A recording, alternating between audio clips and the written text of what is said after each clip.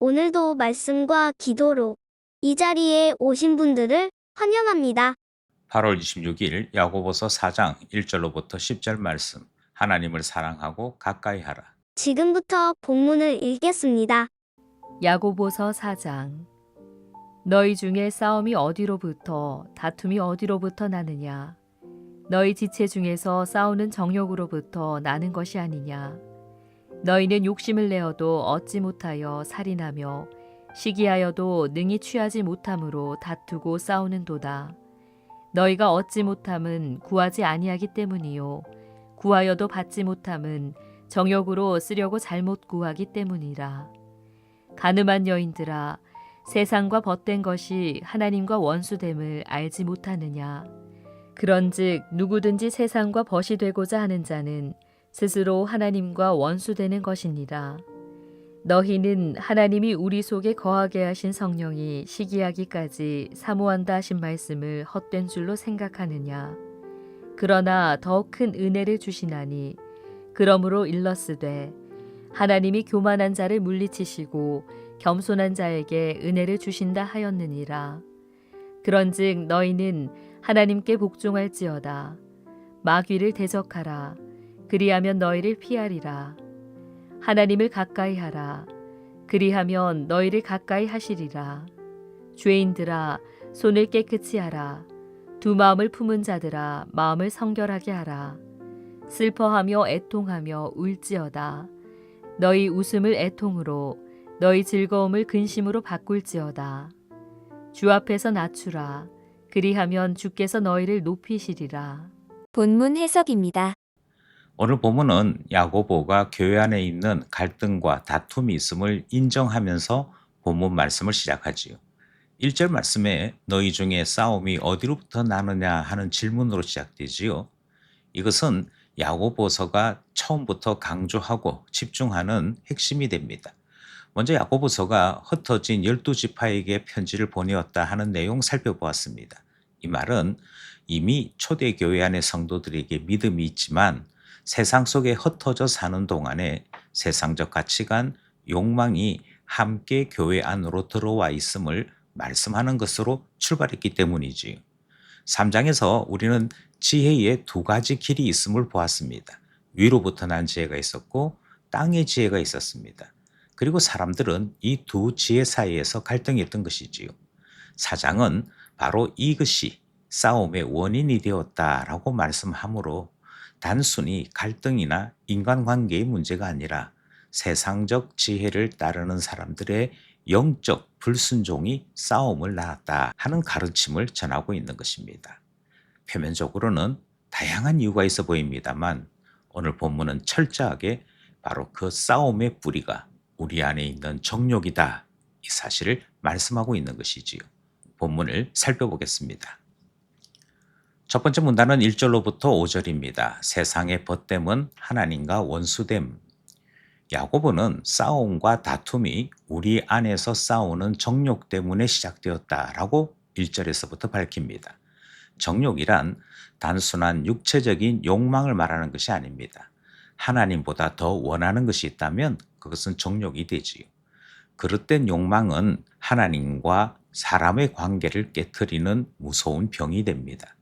그 결과 사람들은 얻지 못해서 다투고 심지어 살인까지 하면서도 하나님께 기도할 때조차 자기 욕심으로 채우는 기도를 하게 되는 것이죠. 3절 말씀입니다. 여기서부터 싸움과 다툼이 극렬해지기 시작합니다. 야고보는 세상을 욕망하고 세상과 벗이 되려는 사람들을 간음한 여인이라고 부릅니다.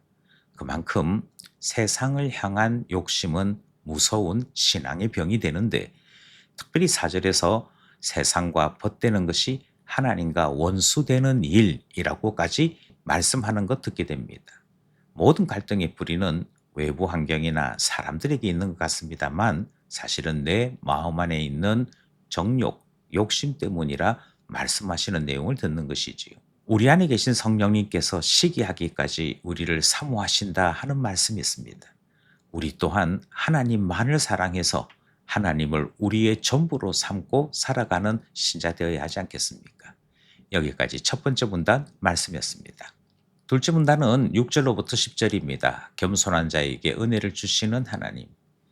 우리는 앞선 문단에서 우리 안에 있는 욕망 때문에 흔들리고 있는 모습을 보인다면 6절은 하나님께서 우리를 버리지 아니하시고 더 큰 은혜를 주신다라고 하나님을 소개합니다. 교만한 자를 물리치시고 겸손한 자에게는 은혜를 베푸시는 분이 우리 하나님이라고 하는 말씀으로 둘째 문단이 시작되지요. 그러면서 야고보서는 구체적으로 그 회복이 어떻게 가능한지를 제시합니다. 먼저 7절에 하나님께 복종하라 이렇게 말씀하고 있고 마귀를 대적하라 이렇게 말씀하고 있지요. 하나님께 복종하라는 말은 하나님만을 인정하고 그분께 순종하는 삶을 말씀하는 것이고 마귀를 대적하라는 것은 유혹과 거짓을 단호히 거부할 수 있는 놀라운 힘이 이미 우리 안에 있음을 가르치고 있는 것입니다. 8절에 하나님께 가까이 하라 하는 말씀이 있습니다. 그리고 손을 깨끗이 하고 마음을 성결케 하라 하는 말씀이 있습니다.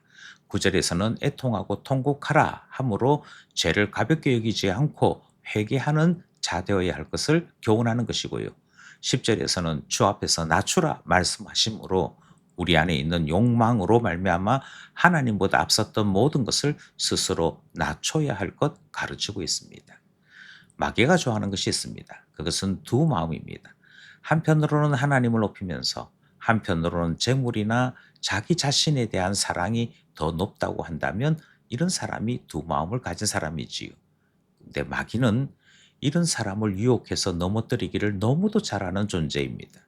우리의 마음에 균열이 일어나고 있는지 살펴야 할 이유가 여기에 있습니다. 우리 주님께서 다스려야 될 내 마음, 내 삶이 세상이나 세상에 있는 것들을 사랑함으로 무너지고 있다면 살피고 조심해야 할 것입니다. 그리고 그런 상황이 조금이라도 있다면 신속히 하나님께 돌아와 회개하며 세상을 대적하는 자로 우리 자세를 다시 고쳐야 하는 것이지요. 둘째 문단 살펴보았습니다. 우리는 오늘 본문 말씀을 통해서 몇 가지 교훈을 얻게 됩니다. 첫 번째는 내 안에 있는 정욕을 직면해야 할 것 말씀하셨습니다. 우리 안에 이런 욕심과 욕망이 있다면 하나님과의 관계, 사랑과의 관계 무너진다 하는 점 배웠던 것이지요. 두 번째로 세상과 버탐을 끊고 하나님과 친밀해야 할 것을 말씀하는 것 들었습니다. 세상과 하나님을 동시에 섬길 수 없으며 세상과 가까워질 때 하나님과 원수된다는 사실을 우리는 배우게 된 것이지요.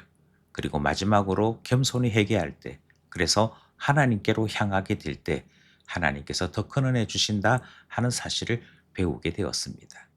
오늘도 말씀과 기도의 삶을 사는 모든 분들에게 하나님을 가까이 할 때 더 큰 은혜 주신다는 이 말씀을 따라 하나님의 더 큰 은혜 누림이 있는 우리 모두 되기를 간절히 소원합니다.